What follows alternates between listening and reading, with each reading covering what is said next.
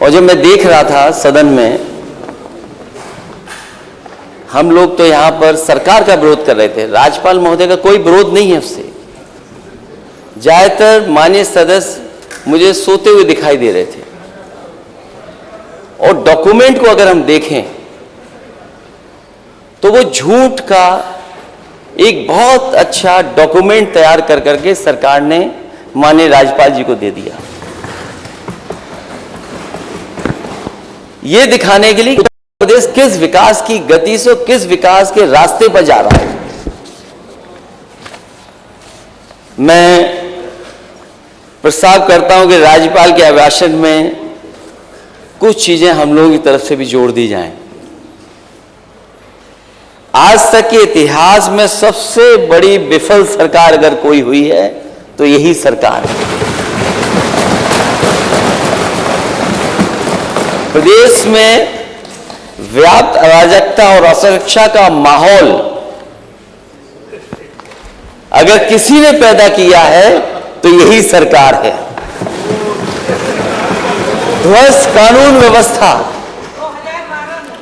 ध्वस्त कानून व्यवस्था, कृष्णा जी शांत, सामूहिक बलात्कार, आप भी, नफरत, भ्रष्टाचार बढ़ाने वाली, विकास को रोकने वाली, महंगाई को चरम सीमा पर ले जाने वाली, नौजवानों के रोजगार की कोई योजना ठोस नहीं होना और कोई बड़ा निवेश अभी तक उत्तर प्रदेश में नहीं आया।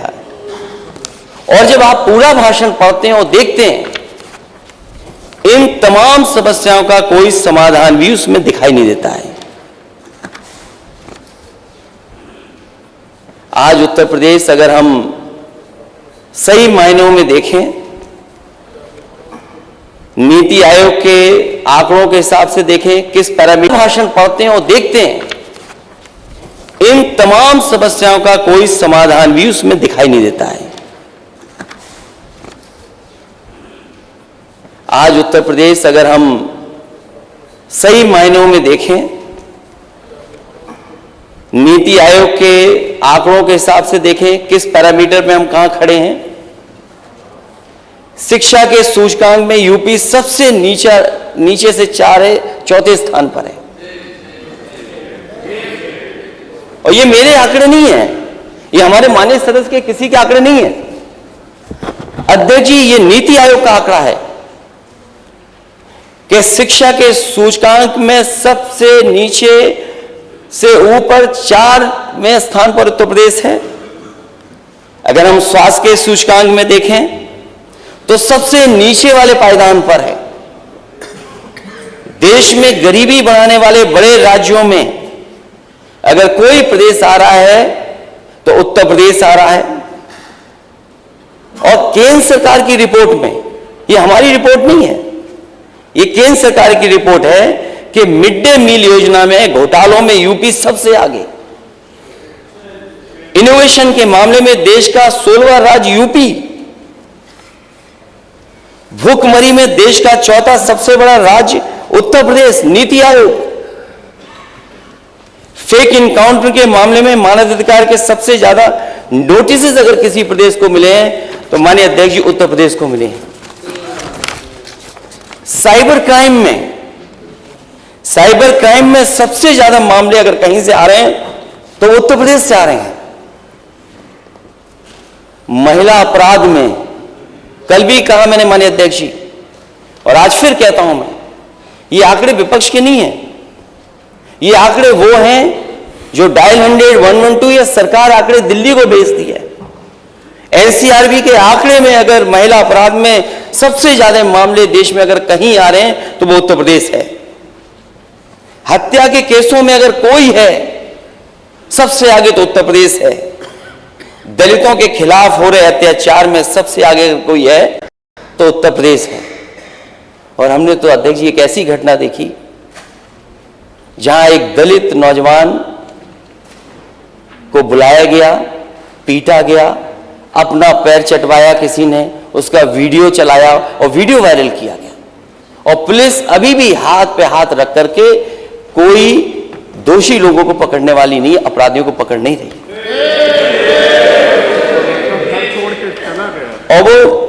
नौजवान अभी भी घर में नहीं रह सकता। इतना आतंक है कि पहले तो पैर चटवाया, वीडियो बनाया, वीडियो को वायरल कर दिया और कहा कि अगर पुलिस में जाओगे तो जान से मार दिए जाओगे, ये धमकी दी। वो आज अपने गांव में नहीं रह पा रहा है, घर में नहीं रह पा रहा है। SC/ST एक्ट के तहत मामलों में अगर कोई नंबर 1 है तो वो उत्तर प्रदेश नंबर 1 है। आर्थिक अपराध, ऐसे जब से बीजेपी की सरकार आई है, आर्थिक अपराधों में अगर सबसे आगे कोई दिखाई दे रहा है तो वो उत्तर प्रदेश है। अब इसी को अगर विकास मॉडल मानेंगे तो विकास मॉडल आखिरकार होगा क्या? न केवल नीति आयोग के आंकड़े में, NCRB के डेटा में, बल्कि जो उत्तर प्रदेश का माहौल बनाया गया है, विकास नहीं, यहां सांप्रदायिकता को आगे बढ़ा रहे हैं।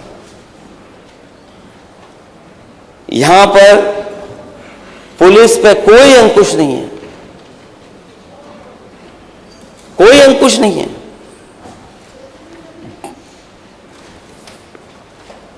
हमारे जनप्रतिनिधियों का दुख इस बार तो अभी समय लगेगा, लेकिन पिछली बार मैंने जनप्रतिनिधियों का दुख देखा था।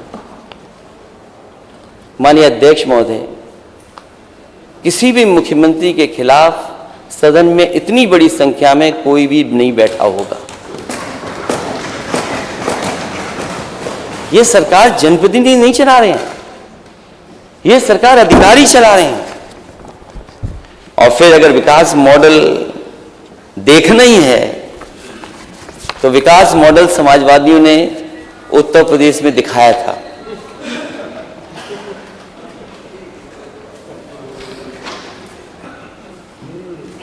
अध्यक्ष महोदय, आप तो चल करके भी देखें, देश का अगर सबसे बेहतरीन कोई इंफ्रास्ट्रक्चर का प्रोजेक्ट, सड़क का प्रोजेक्ट अगर बनाया है तो समाजवादियों ने बनाया, आगरा से लखनऊ एक्सप्रेस। और मुझे खुशी है इस बात की, अध्यक्ष जी, उद्घाटन हुआ, हम लोगों का नाम नहीं लिखा गया उसमें, लेकिन मुझे खुशी इस बात की है कि हमारे माननीय अध्यक्ष जी का नाम 2 जगह लिखा हुआ है।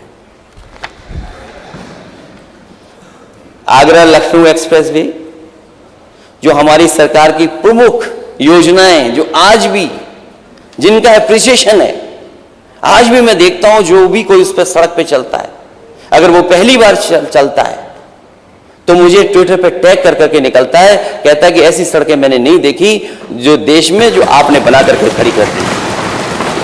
लखनऊ मेट्रो समाजवादियों ने बनाई, लेकिन उद्घाटन दूसरी सरकार को करने का मौका मिल गया। और ऐसा उद्घाटन किया कि 5 साल से जिस स्टेशन तक वो ट्रेन जाती है उसी स्टेशन से वापस ट्रेन आ जाती है।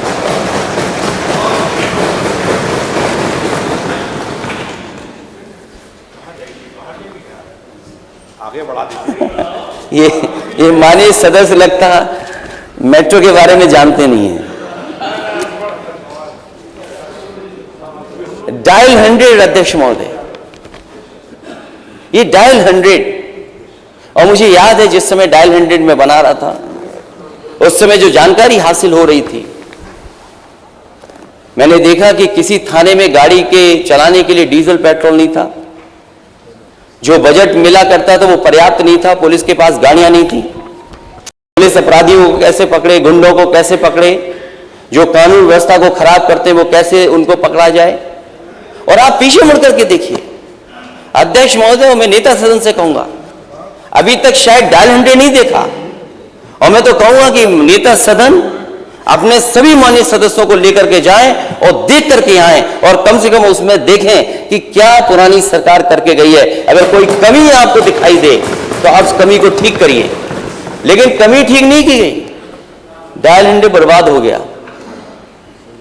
और जिस समय बनाया गया था, मुझे याद है यहां पर कोई ऐसा रिस्पांस सिस्टम नहीं था कि जो पुलिस को मिल जाए रिस्पांस सिस्टम।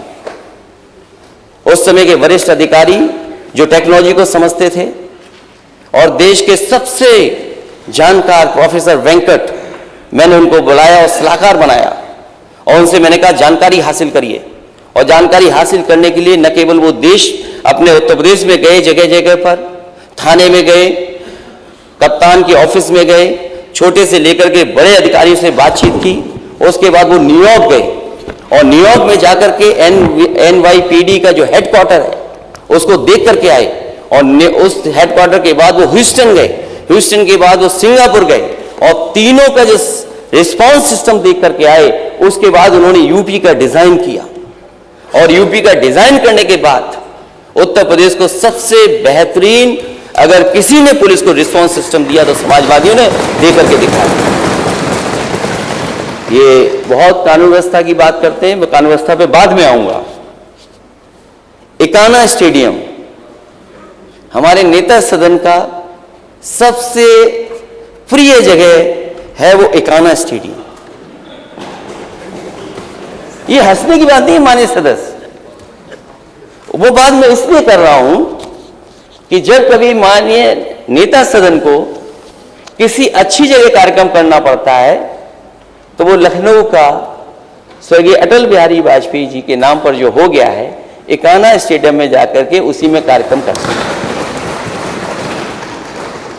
देश के बेहतरीन खिलाड़ी, प्लेयर, ओलंपियंस, उनको अगर कहीं सम्मानित किया गया तो हमें खुशी इस बात की कि वही स्टेडियम में हुआ जो समाजवादियों ने बना करके खड़ा किया। और यही नहीं, हालांकि टेक्नोलॉजी अब नेता सदन जान गए 5 साल के अंदर। ये बात मैं अपने सब शब्द वापस लेता हूं। मैं कभी कभी कह देता था कि हमारे नेता सदन टेक्नोलॉजी को नहीं समझते, लेकिन मुझे ये लगता है अध्यक्ष जी, आपकी वजह से और आपकी वजह से आज आपके सामने है, तो मैं ये मान के चल रहा हूं कि आप टेक्नोलॉजी को समझते हैं। और जब सबसे बड़ा डिस्ट्रीब्यूशन करना था, लोगों को दिखाना था कि मैं सरकार में हूं और सरकार की तरफ से स्मार्टफोन दूंगा, लैपटॉप दूंगा, तो वही स्टेडियम में जाकर के नेता सदन ने बांटे। और हमें खुशी इस बात की भी है कि जब आपको शपथ लेने का मौका मिला तो आप पर कोई दूसरी जगह नहीं थी, आपको इकाना में ही जाना पड़ा।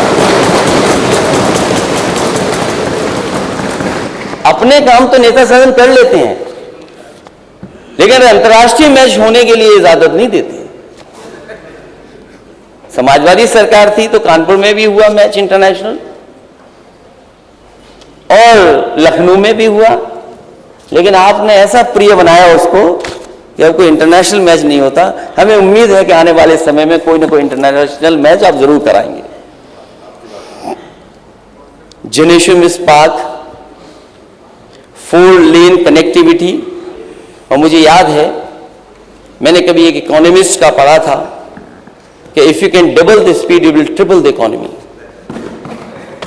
और वो बात में जब सरकार में था तो लगातार इस बात को मैं कोट करता था कि अगर रफ्तार बढ़ा देंगे तो हमारी अर्थव्यवस्था बढ़ जाएगी।